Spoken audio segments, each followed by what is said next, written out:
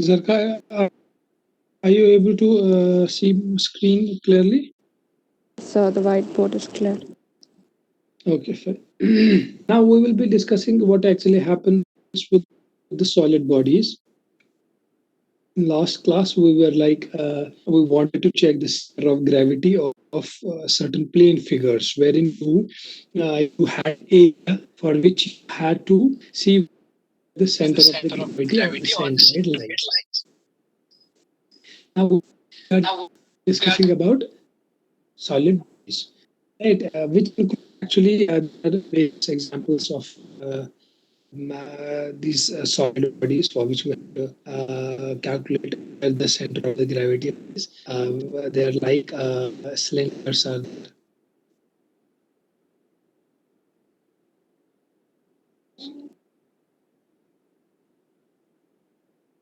Cylinders are there, and there we have right circular cones.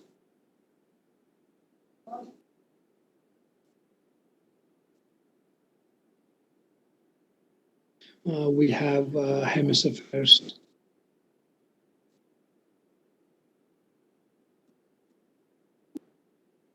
and other we have cylinders, and that's already written. We have cones. We have a number of solid bodies we can easily calculate centroid. Now we actually find the what we called as a centroid in the similar way as we used to calculate the centroid for the plane figures, right? Nothing, there is not much difference in calculating the centroid of either plane frames or solid bodies. Only difference lies between the plane and the solid bodies is that in solid bodies we actually calculate what? Volume, right? We actually calculate volume instead of what? Instead of areas in plane figures, right?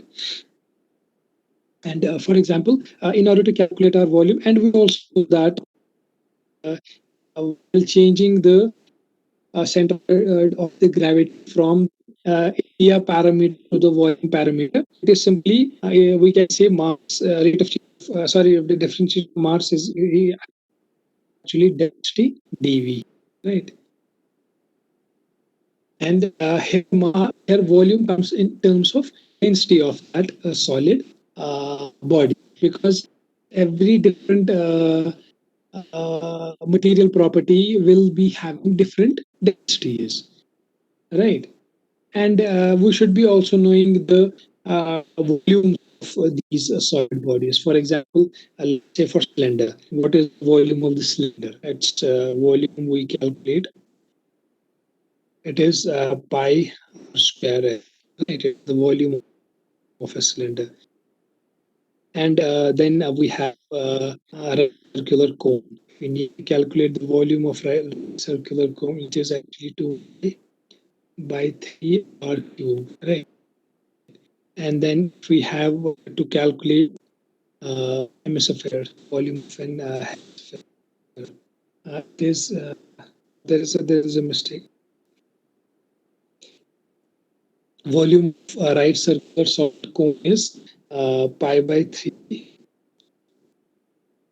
r square h, and if volume of hemisphere is 2 pi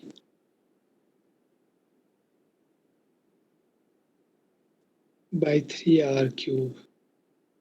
These are your various volumes of solid bodies, wherein you can actually calculate the centroid by just replacing your areas in the plane figure.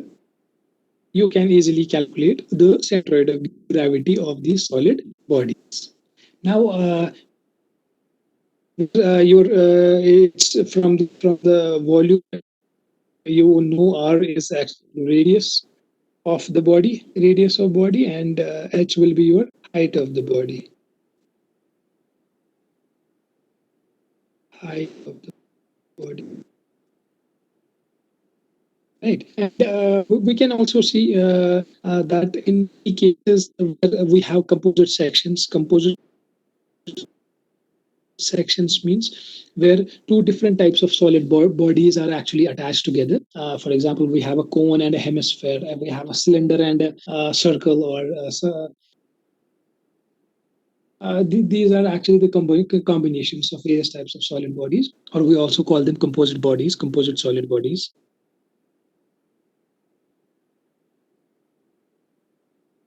Composite solid bodies, where we have actually two different densities, where we can have two different densities. Okay, and in such cases, what we actually do when we have two different densities, therefore you cannot simply put the formula wherein you will calculate the mass, which is equal to as density times volume. In that case, you will have to basically switch over from volume. You will have to switch over from volume to weight. Okay, you will have to switch over from volume weight, right, instead of using volumes.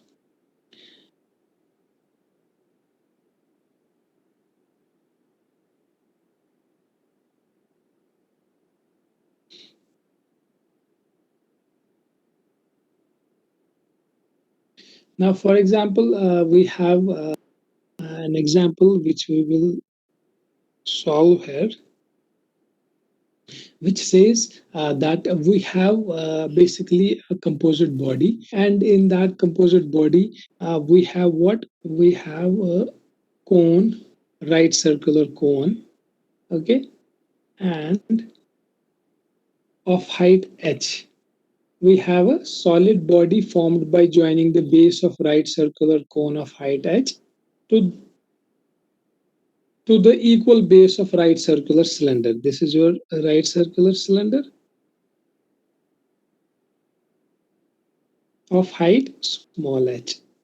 This is your capital H and this is your small h. These are your two bodies in which this is your right circular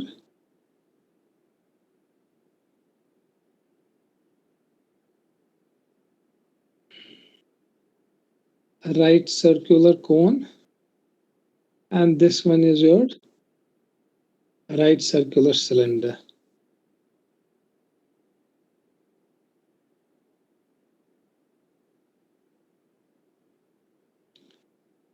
Okay, right circular cone, and we have right circular cylinder. Okay, just give me a minute.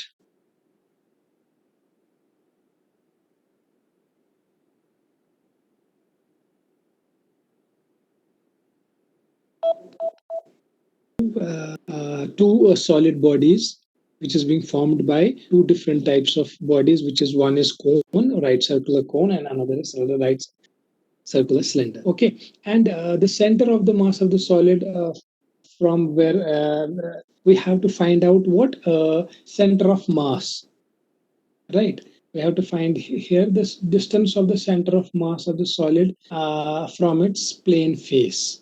We have to calculate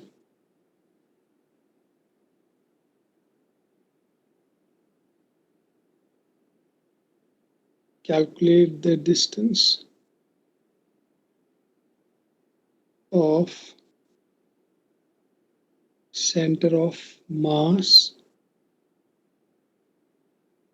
of solid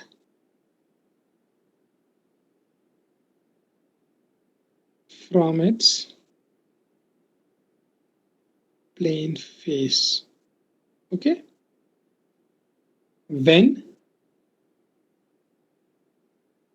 h is equal to 120 mm and small h is equal to 30 mm. Okay, we have to basically find the center of the mass of the solid right circular cylinder from its from its plane figure. When your h, that means this h is 120 mm and small h is your 30 mm.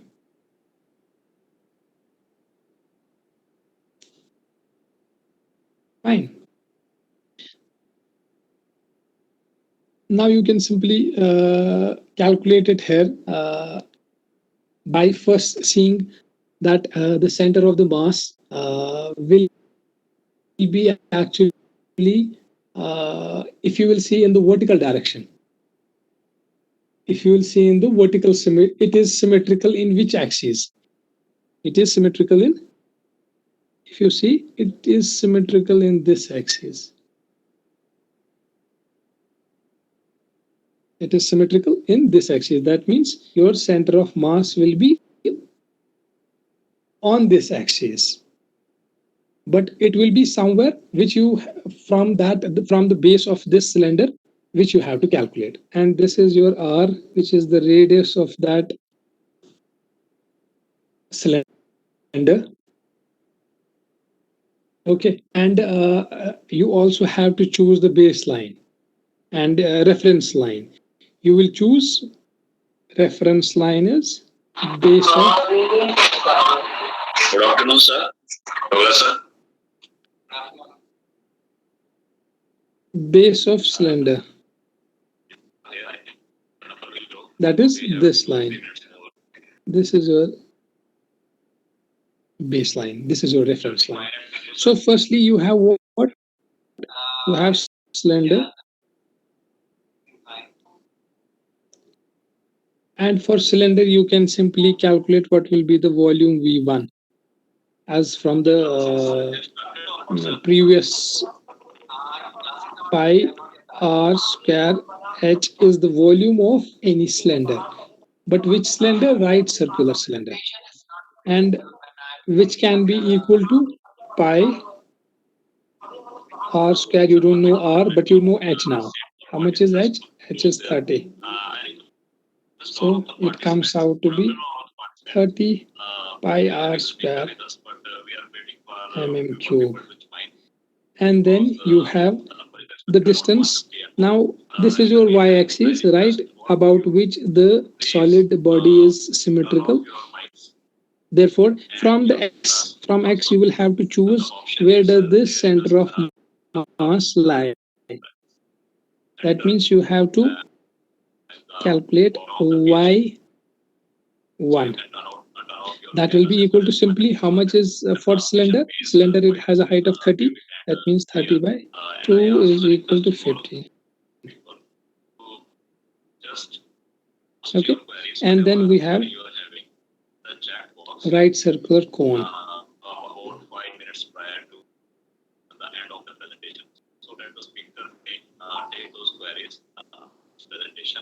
V1, V2.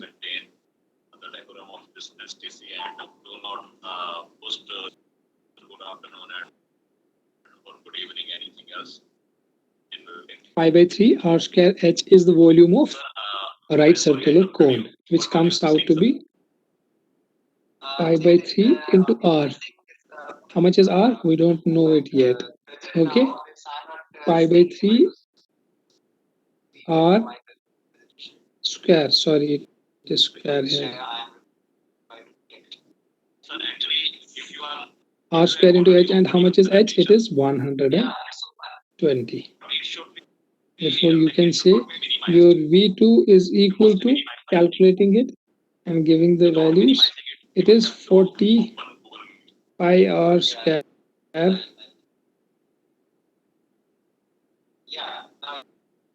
mm cube.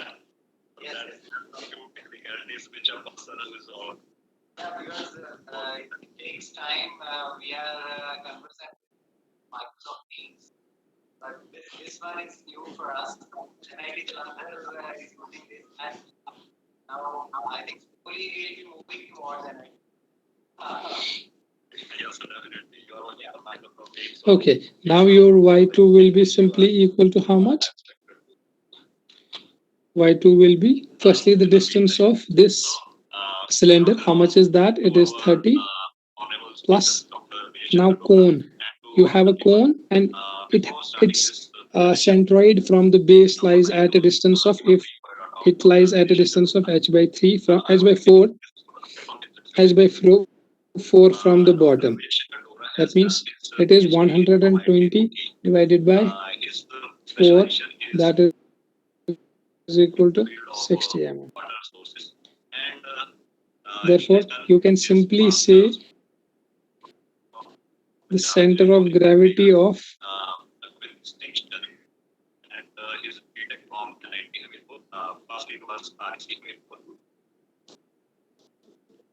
section and base of cylinder, center of gravity of section and the base of the cylinder, that is now y bar. That will be equal to v1 y1 plus v2 y2 divided by v1 plus v2, which after giving all the values, that is v1 is your 30 pi r square into h pi 30 pi r square into y1. Y1 is 15, right? Plus 40 pi r square into 60 divided by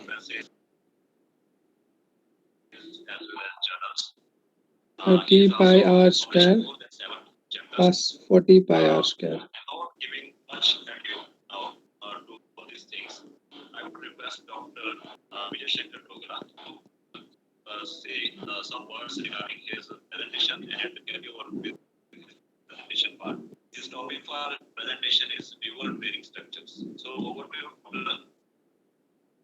Thank you, Dr. Shashikant. It's a pleasure for me that I'm here as a topic. Moreover, you are organizing. Yes.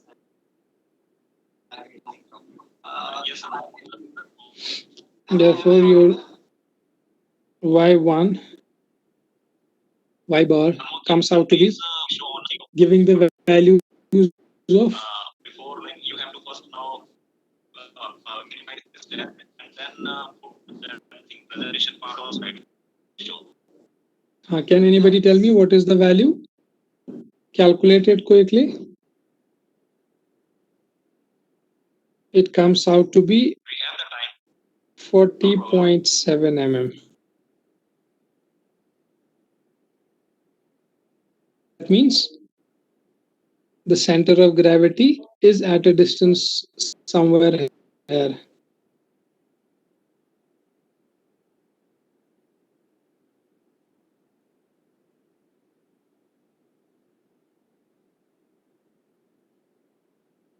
Which is at a distance of 40.7 from the base.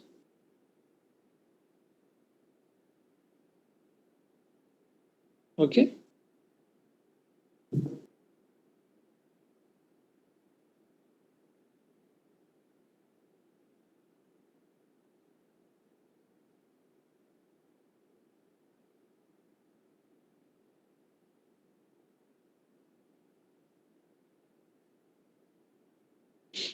Now one more example wherein we have a right circular cone. This is your right circular cone.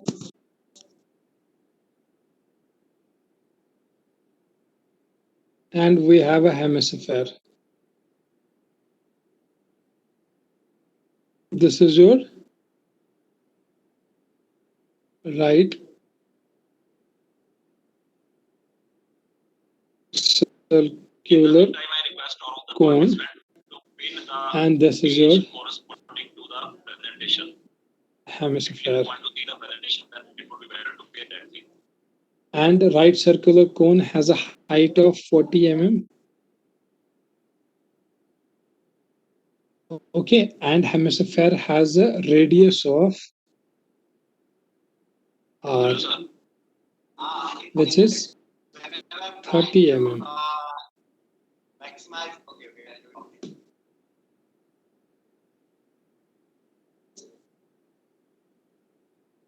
Okay, radius of 30 mm placed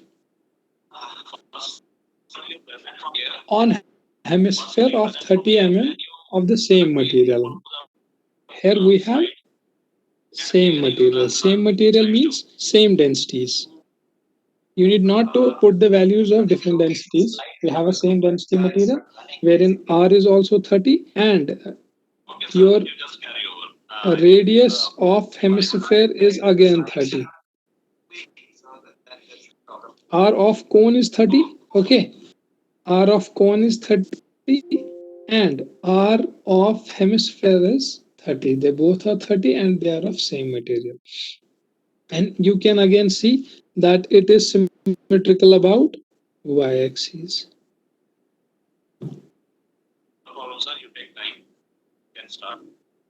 It is symmetrical about y-axis. So your centroid of gravity will be somewhere positioned on the y-axis. Again, the example being symmetrical about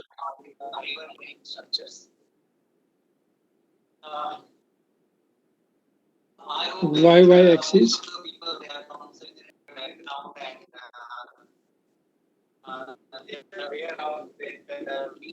And we have to see the center of gravity. It basically from the reference point of D, point D. Let's name them as this is your point A, this is point C, this is point D, and this is your point D. And we are checking that the reference point is point D. That means this is your reference point. Bottom of hemisphere. Right, this is absolute bottom of the hemisphere. Now, firstly, we have to calculate volume of hemisphere, which is V1 is equal to twice pi 3 by R cube, right? Where R is already given for the hemisphere, which is 30, 2 pi R into 30 cube. That comes out to be 18,000 pi mm cube. And then we have y1, which is how much? If you have a for hemisphere, if this is your hemisphere, I'm talking about hemisphere, okay? Your y1 from the bottom lies at a distance of, on this very position on the center, it lies at a distance of, this distance is equal to 5 r by 8. Therefore, your y1 will be at a distance of 5 r by 8. 5 into 30 divided by 8. That comes out to be 18.75 mm. This is your volume and centroid of hemisphere. Okay.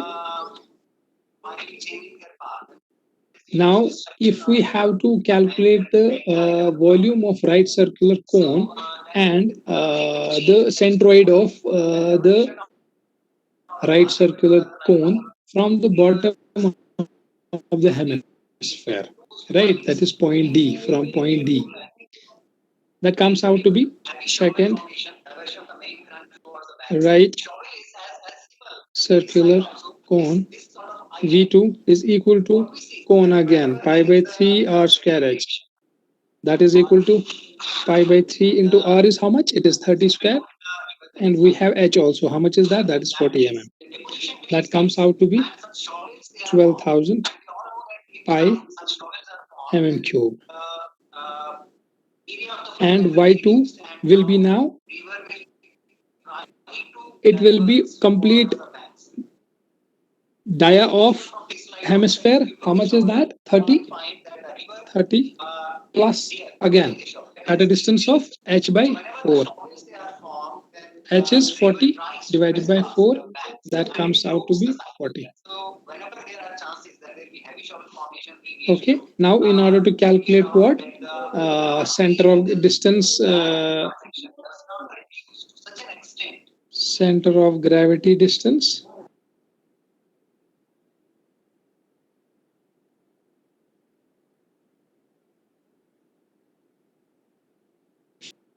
From bottom of hemisphere.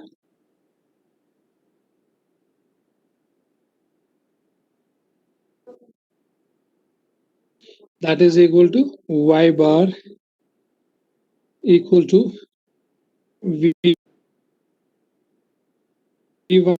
y1 divided by plus v2 y2 whole divided by v1 plus v2, giving the values which is 18,000 pi into 18.75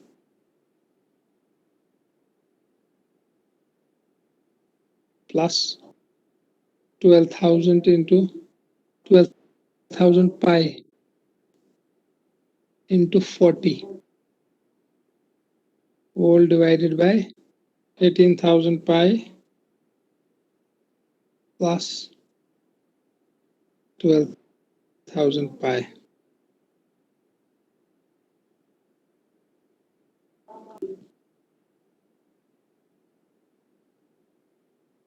Your y bar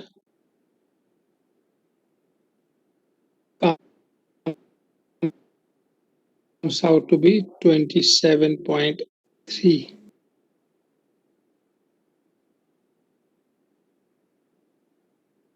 Therefore, you can say our center of gravity is somewhere in the hemisphere, right? It is somewhere on the hemisphere on the y-axis.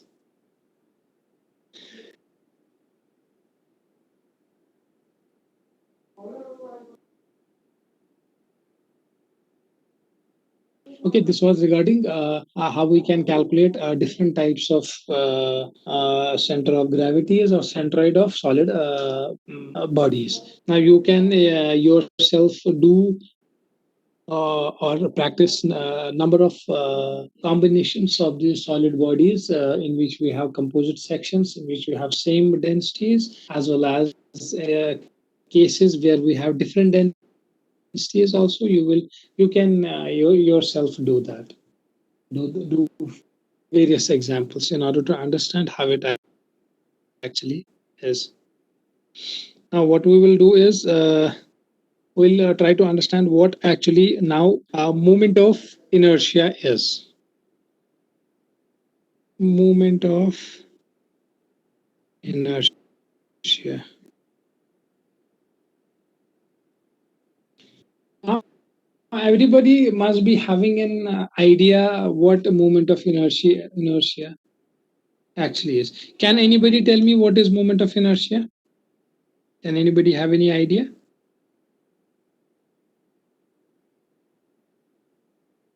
Does anybody have any idea?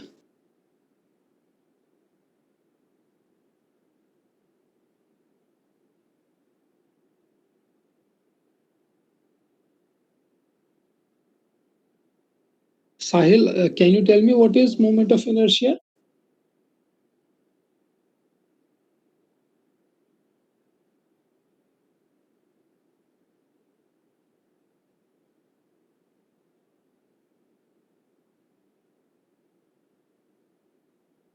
Zarka, are you able to hear me?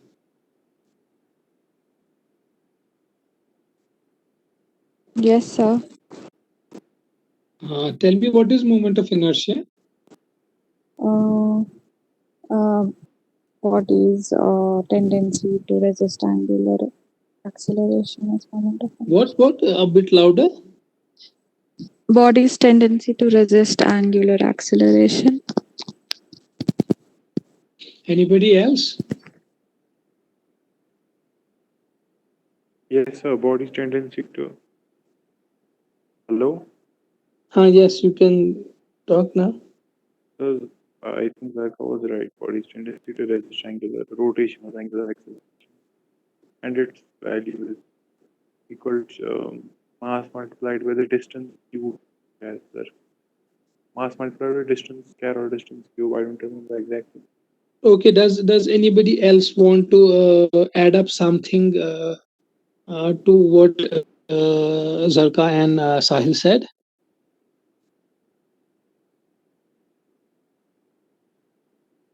Anyone?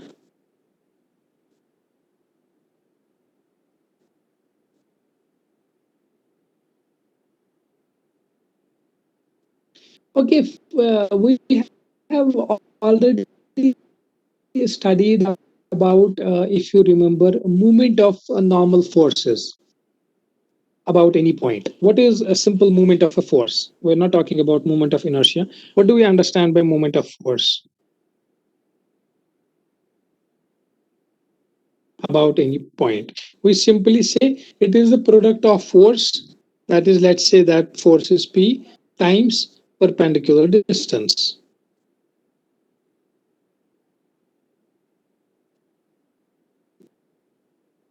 or P times X. Simple. This is movement of any force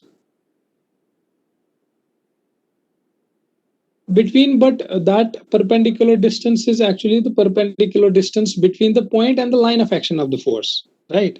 This X is the distance, or the perpendicular distance actually, between that point and the line of action of that force Px. Now this is called as this movement is actually called as first movement of force. This is called as first moment of force. Okay, now if we say if this moment is again multiplied by perpendicular distance, that means we have multiplied it twice. We have multiplied the same moment of force. We have multiplied it. It was initially px. We multiplied it with what? Perpendicular distance x again. That is, again, that x is basically distance between the point where the load is applied and the line of action of force, and line of action of force, which you can also say now it is equal to px square. Okay, this is px square. Now this px square is actually called as second moment of force,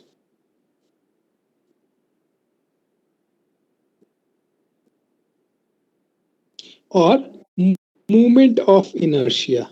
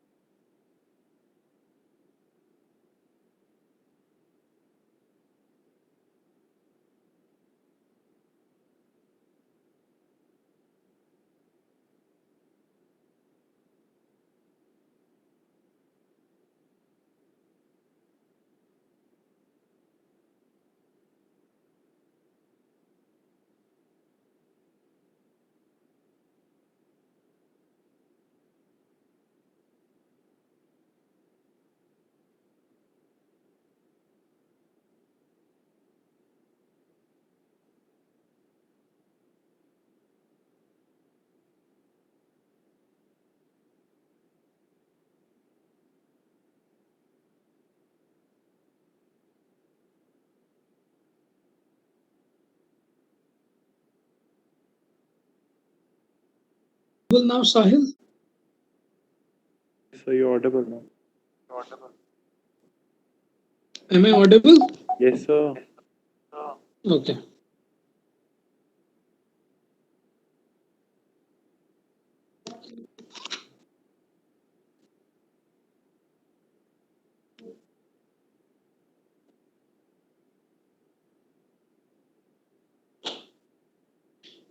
Okay, we were talking about a second moment of inertia, or we also called it as second moment of force. Actually, it is moment of forces, right? What is px multiplied by x? It is actually movement of movement of a force, or we call it as second moment of force,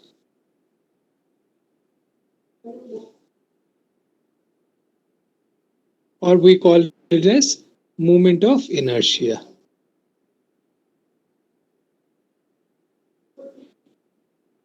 Okay, mi, moment of inertia. And now these, as we have seen here, it was actually force. In this case, it was p was our force and x was the perpendicular distance or the line of action. Perpendicular distance between the point where the load has been applied and the line of action. Now this, instead of force, we can have what? We can have area, or we can have mass of the figure, where we have to take into consideration, instead of force, we have to take into consideration area or mass. Then the second moment of force is called as, it is actually called as second moment of area or mass. Okay, and usually, broadly, what we call all of them is moment of inertia, mi.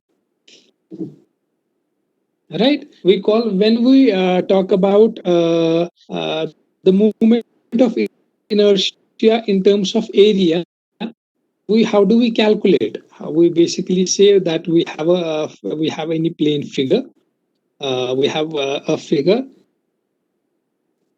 and whose basically what we have to calculate, moment of inertia is to be calculated. And we say in that area we divide that area into various small elements. We divide that into various small elements.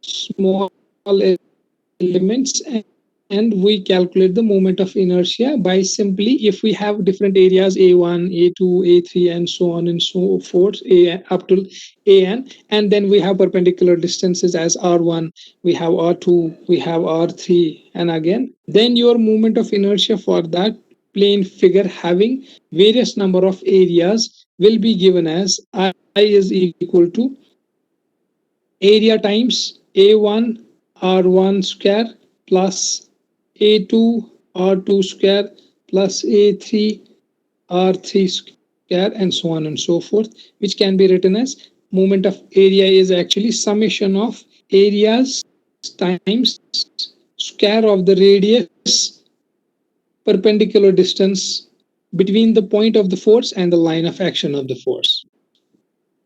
This is how we calculate the moment of inertia of a area, or second moment of area, right, for any plane figure having various small elements of areas and having different perpendicular distances of the point between the point and the line of action. Right, this is basically about when we are talking about a plane area. Okay, when we talk about moment of inertia of plane area. Now basically, how we can actually calculate this uh, uh, moment of inertia, if we have any body in which, or a plane figure in which we have to calculate moment of inertia. For example,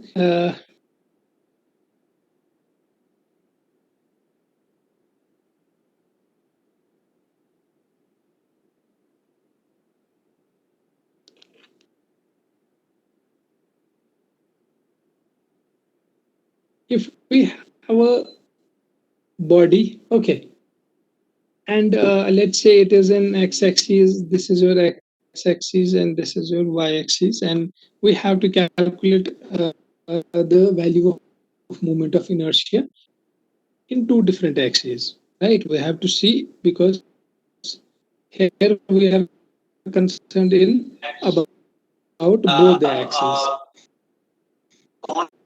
Continuous sort of amendment will be formed which will safeguard the banks. And we will basically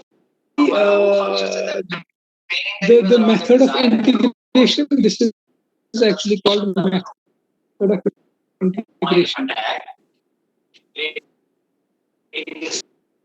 Slack flow for setting up an area and in the adjoining area and protecting the bank by keeping the flow away from it. Method of integration is that whenever we have to find the movement of inertia Excuse about me, x-axis and network बहुत slow हो y-axis, रहा है we basically divide sir this whole area into various strips, right? Sir, your voice isn't clear. Strips. Let's say here we have divided it into. Excuse me, sir. Let's say this is your one strip, and we divide it into number of strips. Let's say that strip. Excuse me, sir. Its center is at a distance of, let's say, at a distance of x in x direction, and it is at a distance of y different purposes for which the check dams in this y direction. because we can do that to provide drinking water facility in the villages. Like Okay, we have divided the whole. Villages. Check dams Yes. to provide incidental irrigation. Your voice isn't clear. Sir, your voice isn't clear. Yes. Tell me. Sir, can you hear? Tell me what